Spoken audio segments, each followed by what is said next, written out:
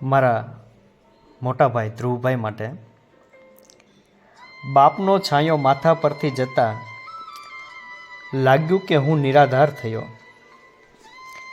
બાપનો છાંયો માથા પરથી જતા લાગ્યું કે હું નિરાધાર થયો. ત્યારે સ્નેહનો હાથ મારા પર મૂકનાર એ મારો મોટો ભાઈ. ઘણીવાર તેના ખુદના બાળકની જીદ પૂર્ણ થતી નહીં હોય. ઘણીવાર તેના ખુદના બાળકની જીદ પૂર્ણ થતી નહીં હોય, પણ મારા દરેક સંકલ્પને પોતાની પાંખ આપનાર એ મારો મોટભાઈ. મારા પપ્પાને હું પૂછતો કે પપ્પા, તમારા ગયા પછી મારું શું? મારું કોણ?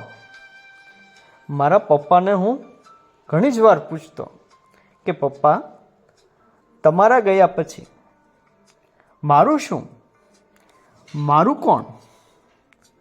ત્યારે તે હસીને કહેતા કે તારો બીજો બાપ એ તારો મોટભાઈ, એ તારો મોટભાઈ.